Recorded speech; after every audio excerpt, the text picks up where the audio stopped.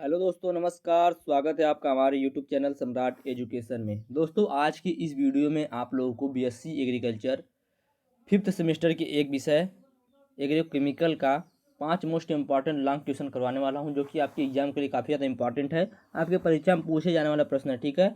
और यह वीडियो खास करके वीर बहादुर सिंह पूर्वांचल यूनिवर्सिटी जौनपुर वालों के लिए है, लेकिन सबके लिए यूजफुल, आपको बायोपेस्टिसाइड में भी यूजफुल रहेगा यह, ठीक है। चलिए देखते हैं। पहला क्वेश्चन है, बायोपेस्टिसाइड से आप क्या समझते हैं? मृदा और पौधों पर इसके प्रभाव को लिखिए, ठीक है। पहला क्वेश्चन देखिए एग्रोकेमिकल का है कि बायोपेस्टिसाइड से आप क्या समझते हैं? मृदा और पौधों पर इसके प्रभाव को लिखिए। तो बायोपेस्टिसाइड वे प्राकृतिक रूप से प्राप्त कीटनाशक होते हैं या प्राकृतिक रूप से पाए जाने वाले कीटनाशक होते हैं, जो कि सूक्ष्म जीवों जैसे बैक्टीरिया, फंगस, वायरस, ठीक है, पौधों या अन्य प्राकृतिक पदार्थों द्वारा बनाए जाते हैं, ठीक है। कोई पूछा बायोपेस्टिसाइड क्या होता है, तो बायोपेस्टिसाइड वह प्राकृतिक पदार्थ होता है, ठीक है, प्राकृतिक कीटनाशक होता है जो कि विभिन्न प्रकार के सूक्ष्म जीवों जैसे बैक्टीरिया, फंगस, वायरस या पौधे या अन्य प्राकृतिक पदार्थों से बनाए जाते हैं।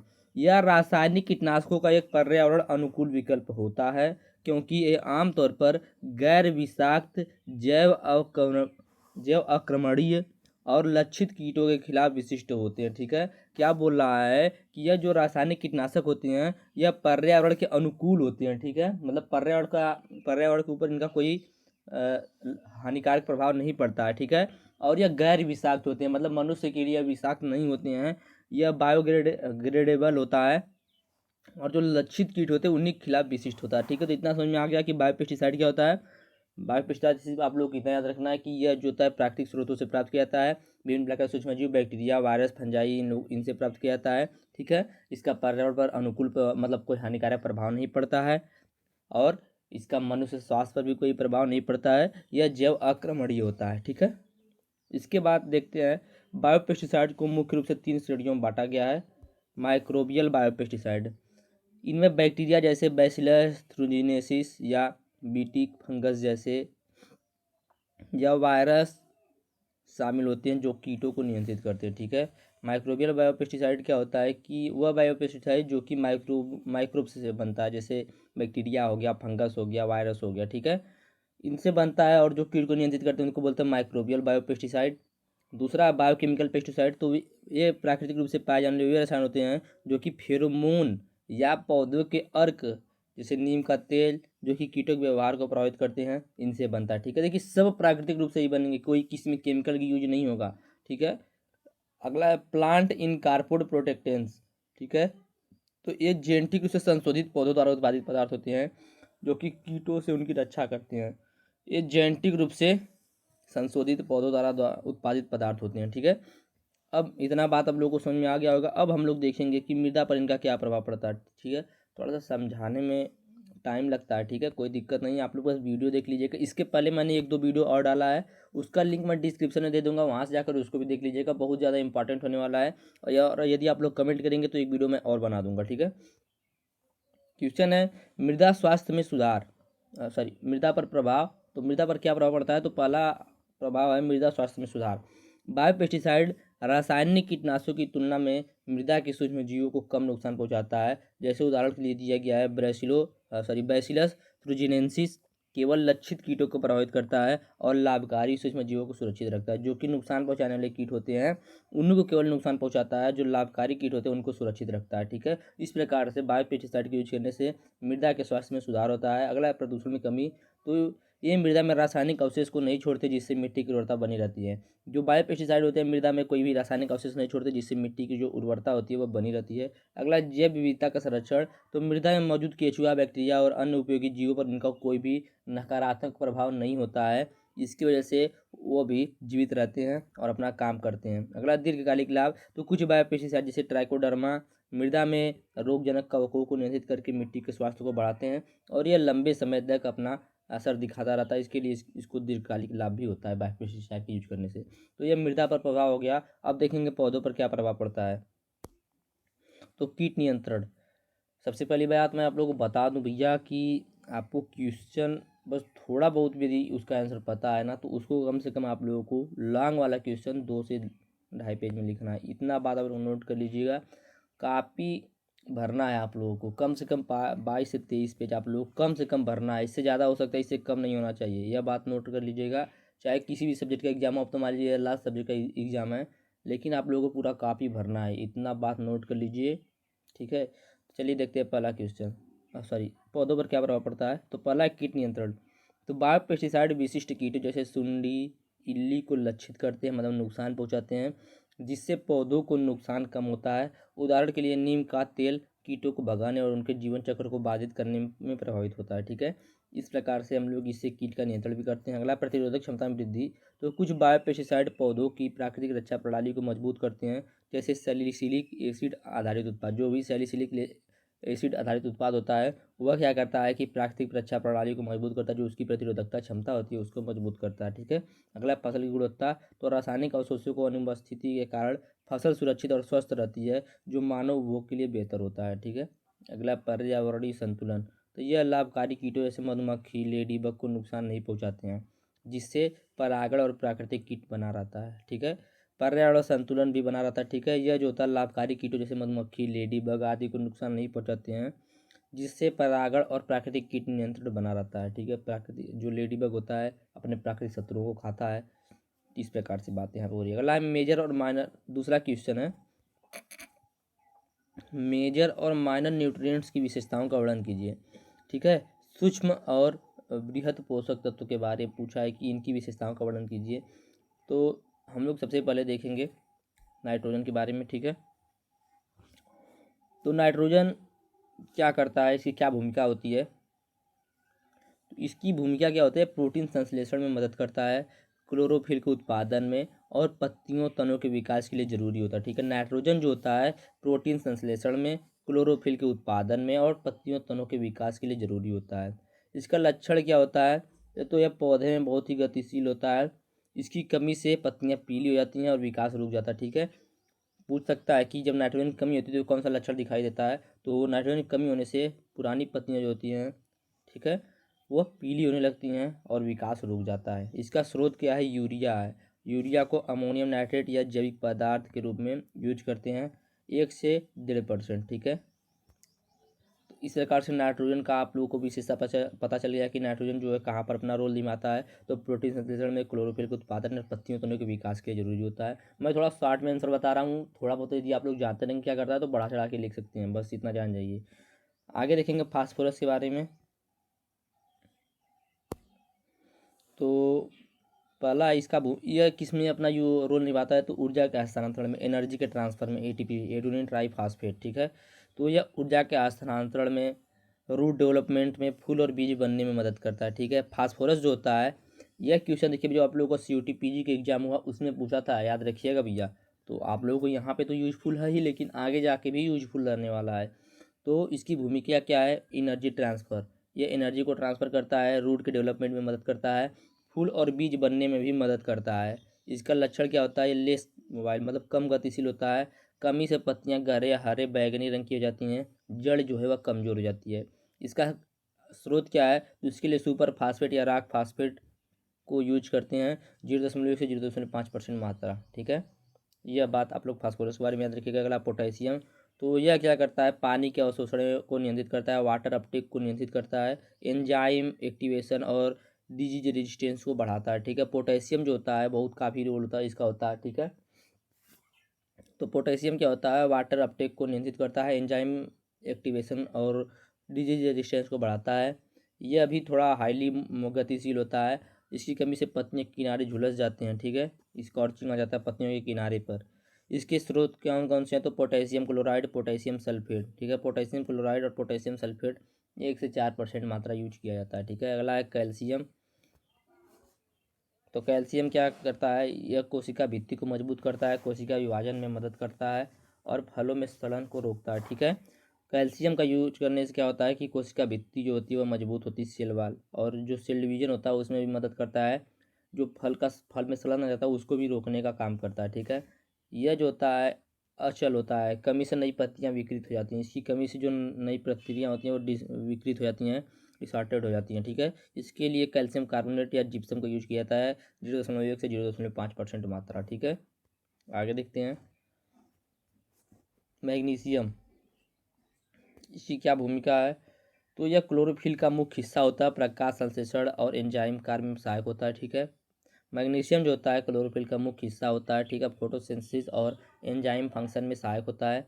इसका लक्षण है कि इसकी कमी से पत्तियों की नसों के बीच में पीला पड़ने लगता है, ठीक है, पत्ती जैसी ये होती है, ठीक है, ये बीच बीच में जो नसें होती हैं पतली पतली, यह पत्ती, हाँ, यह नसें जो होती है पीली पड़ने लगती हैं, ठीक है। इसका स्रोत क्या है? तो मैग्नीशियम सल्फेट, मैग्नीशियम सल्फेट को यूज किया जाता है, इसकी 0.1 से 0.5% मात्रा, ठीक है। अगला है सल्फर। भूमिका इसका क्या है? एमिनो एसिड और विटामिन और क्लोरोफिल संश्लेषण में हिस्सा, ठीक है। यह जो होता है एमिनो एसिड और क्लोरोफिल सिंथेसिस में हिस्सा लेता है। इसका लक्षण क्या होता है? तो इसकी कमी से नई पत्तियां पीली पड़, जो नई पत्तियां वह पीली पड़ती हैं सल्फर की कमी से, याद रखिएगा। इसके लिए एलिमेंटल सल्फर या सल्फेट्स को यूज किया जाता है, ठीक है। तो यह हमने मेजर न्यूट्रिएंट के बारे में पढ़ लिया, ठीक है। कुछ मैं अब पॉइंट दिया कि याद रखिएगा कि मेजर न्यूट्रिएंट मिक्सचर के समान लक्षण उर्वरकों में उच्च मात्रा में मिलते हैं, जैसे NPK अनुपात 10-10-10 फसल की जरूरत के अनुसार संतुलित मिश्रण में दिए जाते हैं। इसी कमी के लक्षण और बड़े और अस्पष्ट होते हैं, ठीक है। इसी कमी के लक्षण जो होते हैं बड़े होते हैं और अस्पष्ट दिखाई दे देते हैं। तो इस प्रकार से हमने देख लिया मेजर न्यूट्रिएंट्स के बारे में। अब हम लोग देखेंगे माइनर न्यूट्रिएंट के बारे में या सूक्ष्म पोषक तत्वों के बारे में। तो ये बहुत कम मात्रा में पौधों को चाहते हैं, ठीक है। ये पार्ट पर मिलियन PPM में चाहिए, लेकिन विशिष्ट जैव रासायनिक प्रक्रियाओं के लिए जरूरी होती हैं। इनकी कमी से भी पौधे प्रभावित होते हैं। चलिए देख लेते हैं। पहला है आयरन। देखिए हम लोगों ने मैक्रो देख लिया, माइक्रो देख रहे हैं, ठीक है। तो पहला आयरन, यह क्लोरोफिल सिंथेसिस और प्रकाश संश्लेषण इलेक्ट्रॉन ट्रांसपोर्ट के लिए यूजफुल होता है। इसकी कमी से नई पत्तियां पीली पड़ने लगती हैं। इसके लिए फेरस सल्फेट या चिलेटेड आयरन को यूज करती हैं इसी कमी को दूर करने के लिए, ठीक है। अगला मैग्नीशियम। तो मैग्नीशियम क्या करता है? फोटोसिंथेसिस और एंजाइम एक्टिवेशन, नाइट्रोजन मेटाबॉलिज्म में अपना रोल निभाता है। मैग्नीज याद रखिएगा, सभी का याद होना चाहिए आप लोगों को। इसके कमी से नई पत्तियों में धूसर आ जाते हैं, ठीक है, ग्रेस स्पॉट आ जाता है। इसके लिए मैग्नीज सल्फेट को यूज करते हैं। अगला जिंक। तो जिंक से हार्मोन प्रोडक्शन जो होता है, ऑक्सिन एंजाइम कार्य प्रोटीन संश्लेषण में यह अपना रोल निभाता है, ठीक है। जिंक जो होता है हार्मोन के प्रोडक्शन में और एंजाइम कार्य प्रोटीन संश्लेषण में अपना रोल निभाता है। इसके लिए कमी से छोटी पत्तियां और रोस्टिंग होती है, ठीक है। इसकी कमी से छोटी पत्तियां हो जाती हैं, मतलब पत्तियां जो होती है वो छोटी छोटी हो जाती हैं और रोस्टिंग हो जाती हैं। अगला है इसका स्रोत। इसके स्रोत के लिए जिंक सल्फेट या जिंक चिलेट्स का यूज करते हैं। अगला है कॉपर। तो कॉपर जो होता है यह एंजाइम का हिस्सा होता है, लिग्निन संश्लेषण में मदद करता है, प्रोडक्शन के लिए भी यह हेल्प करता है। इसके लिए इसकी कमी से जो सूट टिप्स होती हैं वह मुरझाने लगती हैं या मरने लगती हैं। इसके लिए कॉपर सल्फेट का यूज किया जाता है। अगला है बोरान। तो इसके कमी से यह कोशिका भित्ति में मदद करता है, पोलन जर्मिनेशन में मदद करता है और कार्बोहाइड्रेट के प्रोडक्शन के लिए ट्रांसपोर्टेशन के लिए भी यूज करता है बोरान। इसकी कमी से पत्तियां भंगुर हो जाती हैं, फल कम लगने लगते हैं। इसके लिए बोरेक्स या बेरिक एसिड का यूज किया जाता है, ठीक है। अगला मॉलिब्डेनम। तो मॉलिब्डेनम जो होता है नाइट्रोजन फिक्सेशन में यूज करता है, बहुत इंपॉर्टेंट है। देखिए अभी पूछा था COT PG की एग्जाम में, ठीक है। मॉलिब्डेनम जो होता है नाइट्रोजन स्थिरीकरण में मदद करता है, ठीक है, और नाइट्रोट की कमी के लिए भी इसको यूज करते हैं। इसके लिए इसकी कमी से हल्की पत्तियां और विकास रुक जाता है, पत्तियां हल्की रहती हैं और विकास रुक जाता है। इसके लिए सोडियम मॉलिब्डेनम का यूज करते हैं। अगला है क्लोरीन। तो यह ऑस्मोसिस या आयनिक बैलेंस और प्रकाश संश्लेषण में अपना रोल निभाता है। इसकी कमी से कभी दुर्लभ लेकिन मुरझाना हो सकता है, ठीक है। इसकी कमी से पत्तियां होती है कभी कभी मुरझाने लगती हैं। इसके लिए पोटेशियम क्लोराइड प्राकृतिक रूप से मौजूद होता है, ठीक है। तो यह था आप लोगों का माइक्रो और माइक्रो न्यूट्रिएंट के विशेषता जो मैंने आप लोगों को बता दिया। अगला क्वेश्चन है वानस्पतिक उत्पत्ति वाले कीटनाशी का वर्णन कीजिए। बहुत ही अच्छा क्वेश्चन। देखिए सभी क्वेश्चन आसान है, बस आप लोगों को थोड़ा बहुत समझ लेना है, ठीक है। तो वानस्पतिक उत्पत्ति वाले कीटनाशक वे कीटनाशक होते हैं जो कि पौधों से बनाए जाते हैं। ये प्राकृतिक रूप होते हैं और रासायनिक कीटनाशकों की तुलना में पर्यावरण के लिए कम हानिकारक माने जाते हैं, ठीक है। वानस्पतिक उत्पत्ति वाले जो कीटनाशी होते हैं वे कीटनाशक होते हैं, ठीक है। सॉरी, वानस्पतिक उत्पत्ति वाले कीटनाशी वे कीटनाशक होते हैं जो कि पौधों द्वारा बनाए जाते हैं। ये प्राकृतिक होते हैं और रासायनिक कीटनाशकों की तुलना में पर्यावरण के लिए कम हानिकारक माने जाते हैं। इनका इस्तेमाल कीटों को नियंत्रित करने के लिए किया जाता है जो कि फसलों को नुकसान पहुंचाते हैं। नीम से बनी कीटनाशी बहुत ही लोकप्रिय होती है। नीम के तेल या पत्तियों से निकाला गया जो अर्क होता है वह कीटों को भगाता है और उनके जीवन चक्र को बाधित करता है। यह कीटों के अंडे देने और बढ़ने की क्षमता को कम करता है। मनुष्य और लाभकारी कीटों जैसे मधुमक्खियों के लिए सुरक्षित होता है यह, ठीक है। अगला है पायरेथ्रम, जो गुलदाउदी के फूल से बनता है। यह कीटों की जो नर्वस सिस्टम होता है, तंत्रिका तंत्र होती है, उसको प्रभावित करता है और उन्हें तुरंत मार देता है। इसका असर तेज होता है लेकिन यह सूरज की रोशनी में जल्दी टूट जाता है, ठीक है। तो सभी के बारे में देखिए समझते चलिएगा क्योंकि वीडियो भी 2 क्वेश्चन और बचा है तो लंबा हो जाएगा। अगला है तंबाकू से निकोटीन भी एक वनस्पति कीटनाशी है। यह कीटों को मारने में प्रभावी होता है लेकिन यह मनुष्य और जानवरों के लिए भी जहरीला होता है, ठीक है। तंबाकू से निकोटीन बनता है, यह भी एक वनस्पति कीटनाशी है लेकिन यह मनुष्य और जानवरों के लिए भी जहरीला होता है, इसलिए इसका इस्तेमाल सावधानी से करना चाहिए, ठीक है। जो निकोटीन से बनता है प्राकृतिक कीटनाशी। अगला है यह कीटनाशी मिट्टी और पानी में कम अवशेष छोड़ते हैं। इनका प्रभाव विशिष्ट कीटों पर होता है जिससे पर्यावरण का संतुलन भी बना रहता है। इनका रासायनिक कीटनाशकों जितना तेज या लंबे समय तक नहीं रहता असर, फिर भी यह जैविक खेती के लिए अच्छा विकल्प होता है, ठीक है भैया। आगे देखेंगे अगला क्वेश्चन, 2,4-D का केमिस्ट्री और बताइए और इसका उपयोग बताइए, ठीक है। 2,4-D का पूरा नाम 2,4-डाइक्लोरोफिनॉक्सी एसिटिक एसिड है, ठीक है। 2,4-D का नाम तो आप लोगों को पहले ही पता है। तो 2,4-D का पूरा नाम क्या होता है? डाइक्लोरोफेनॉक्सी एसिटिक एसिड, ठीक है। यह एक सिंथेटिक हर्बिसाइड होता है जो कि पौधों को मारने के लिए इस्तेमाल होता है, ठीक है। यह क्या होता है? खरपतवार नाशी बोल सकते हैं। यह पौधों को मारने के लिए यूज किया जाता है। इसका रासायनिक सूत्र क्या होता है? C8H6Cl2O3, ठीक है।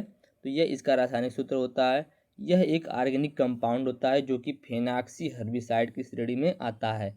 इसे पहली बार 1940 के दशक में बनाया गया था और आज भी खेती में बहुत उपयोग होता है। इसकी केमिस्ट्री में बहुत ही आसान शब्दों में आप लोगों को बताऊंगा, बस थोड़ा सा याद रखना है आप लोगों को। 2,4-D की रसायन केमिस्ट्री की बात करें तो यह एक क्लोरीनेटेड फेनॉक्सी एसिड है। याद रखिएगा क्या मैं बोल रहा हूँ। 2,4-D के केमिस्ट्री की बात करें तो यह एक क्लोरीनेटेड फेनॉक्सी एसिड है। इसमें एक बेंजीन रिंग होती है जिसके साथ 2 क्लोरीन परमाणु और एक एसेटिक एसिड ग्रुप जुड़ा होता है, ठीक है। इसमें क्या है? इसमें एक बेंजीन रिंग होता है जिसके साथ 2 क्लोरीन परमाणु और एक एसिटिक एसिड ग्रुप जुड़ा होता है। यह पानी में थोड़ा घुलनशील और आमतौर पर इसके नमक या एस्टर के रूप में इस्तेमाल किया जाता है ताकि इसे लगाना आसान हो। यह पौधों के हार्मोन जैसे ऑक्सिन की नकल करता है जिससे पौधे की कोशिकाएं अनियंत्रित रूप से बढ़ती हैं और वे मर जाती हैं, ठीक है। तो यही इसकी थोड़ी सी केमिस्ट्री थी। अब इसके बारे में जान लेते हैं। तो 2,4-D मुख्य रूप से खरपतवार को नियंत्रित करने के लिए यूज किया जाता है। यह मुख्य रूप से जो चौड़ी पत्ती वाले खरपतवार होते हैं उनको कंट्रोल करता है, जैसे डिंडोलियन, थीसल, इन सभी को मारता है, लेकिन घास जो मुख्य फसल होती है उनको नुकसान नहीं पहुंचाता है। इसके लिए इसे लान, गेहूँ, मक्का और चावल की फसलों में इस्तेमाल करते हैं। यह खरपतवार कोशिकाओं में जाकर उनकी वृद्धि को असामान्य बनाता है जिससे वह सूख जाते हैं।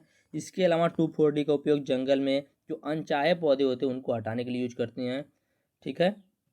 इसका यूज पानी में उगने वाले जो खरपतवार होते हैं उनको नियंत्रित करने के लिए भी किया जाता है। यह सस्ता और इफेक्टिव होता है इसलिए किसानों के बीच लोकप्रिय है। हालांकि इससे कुछ नुकसान भी होता है। यह नॉन टारगेटेड प्लांट को भी नुकसान पहुंचा सकता है अगर सही तरीके से यूज न किया जाए तो। साथ ही लंबे समय तक इस्तेमाल से पर्यावरण पर भी इसका असर पड़ता है, जैसे मिट्टी और पानी में इसका जमा होने लगता है, ठीक है। तो यह इस प्रकार से 2,4-D के बारे में था। 2,4-D की केमिस्ट्री विशेषता जो कि मैंने आप लोगों को बता दिया। आगे देखेंगे अगर आखिरी क्वेश्चन और 5वां क्वेश्चन इंपॉर्टेंट यह भी है। विभिन्न प्रकार के फ्यूमिगेंट्स का वर्णन कीजिए। जो ध्रुमण होता है, ध्रुमक, उनके बारे में पूछ रहा है। तो फ्यूमिगेंट्स वे रासायनिक पदार्थ होते हैं जो कि गैसों के रूप, आप लोग देखे होंगे कि गेहूँ चावल में सल्फास डाला जाता है, सीधी बात हम लोग के यहाँ पे। तो वह जो सल्फास होता है ना वो भी फ्यूमिगेंट ही होता है एक प्रकार का, ठीक है। तो फ्यूमिगेंट वे रासायनिक पदार्थ होते हैं जो कि गैस के रूप में कीटों और रोगाणुओं जो माइक्रो ऑर्गेनिज्म होते हैं उनको मारने के लिए यूज किया जाता है। यह सॉयल में, अनाज भंडार और बंद जगहों जैसे गोदामों में कीट नियंत्रण के लिए प्रभावी होता है। फ्यूमिगेंट्स की खास बात यह है कि यह गैस बनकर हवा में फैलते हैं और छोटे छोटे छिद्रों में पहुंचते हैं, ठीक है। जिसमें पहला है मेथाइल ब्रोमाइड। तो यह एक बहुत ही शक्तिशाली फ्यूमिगेंट होता है जो कि मिट्टी में कीटों, नेमेटोड और खरपतवार के बीज को मारता है। इसका इस्तेमाल फसलों की बुआई से पहले मिट्टी को साफ करने के लिए होता है। यह कलरलेस होता है, ठीक है, गंधहीन होता है, लेकिन पर्यावरण के लिए हानिकारक होता है क्योंकि यह ओजोन लेयर जो होता है उसको नुकसान पहुंचाता है। इसलिए कई देशों में इसका उपयोग कम हो रहा है, ठीक है। तो यह था मिथाइल ब्रोमाइड के बारे में। अगला है फॉस्फीन। यह आमतौर पर एल्यूमिनियम फास्फाइड या मैग्नीशियम फास्फाइड के रूप में मिलता है, जो हवा में नमी के संपर्क में आने पर गैस छोड़ता है, ठीक है। जो हवा में नमी के संपर्क में आने पर गैस छोड़ता है। इसका उपयोग अनाज भंडारण में कीड़े जैसे घुन और भृंग को मारने के लिए यूज होता है, ठीक है। यह सस्ता और आसानी से उपलब्ध होता है, लेकिन जहरीला होता है, इसलिए इसके लिए भी सावधानी बहुत ही ज़रूरी होता है। अगला है सल्फराइल फ्लोराइड। तो यह लकड़ी के कीड़ों जैसे दीमक को मारने के लिए यूज होता है। इसका उपयोग घरों, इमारतों और फर्नीचर की सफाई के लिए होता है।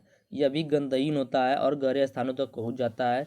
यह मिथाइल ब्रोमाइड का एक अच्छा विकल्प होता है। अगला है कार्बन डाइऑक्साइड। तो यह एक प्राकृतिक गैस है जो कि कीटों को ऑक्सीजन से वंचित करके मारती है। इसका उपयोग जैविक भंडारण में होता है। यह पर्यावरण के लिए सुरक्षित है, लेकिन इसका असर धीमा होता है। इसे उच्च दबाव में इस्तेमाल करना पड़ता है, ठीक है। और अगला हाइड्रोजन साइनाइड HCN। तो यह बहुत ही जहरीली होती है जो कि कीटों और कृंतकों, रोडेंट जो चूहे होते हैं, उनको मारने के लिए इस्तेमाल होता है। इसका उपयोग कम हो गया क्योंकि यह इंसानों के लिए भी खतरनाक था। कोई भी घर पे गुस्सा होता था तो जो चूहा मारने वाली दवा होती थी वही जाके खा लेता था। इसके वजह से अब सबको दिया भी नहीं जाता है और उस पर रोग भी लग रहा है, उसका यूज भी कम हो गया, ठीक है। इसे गोदामों और जहाज़ों में कीट नियंत्रण के लिए लगाया जाता था, ठीक है। तो यह थे आप लोग के टोटल 5 क्वेश्चन जो कि मैंने आप लोग को बताए। इससे पहले भी मैंने कुछ क्वेश्चन करवाया हुआ है पिछले ये साल में, आप लोग उसको भी देख लीजिएगा। उसमें से काफ़ी ज़्यादा क्वेश्चन फंसने वाले हैं आपके एग्जाम में। और ये वीडियो अच्छा लगा है तो वीडियो को लाइक कीजिएगा, चैनल को सब्सक्राइब कीजिएगा, अपने दोस्तों के पास शेयर कीजिएगा। PDF के लिए डिस्क्रिप्शन व्हाट्सएप ग्रुप पर लिंक, व्हाट्सएप नंबर दिया गया है, मैसेज करके आप लोग इसका PDF ले सकते हैं। धन्यवाद, जय हिंद।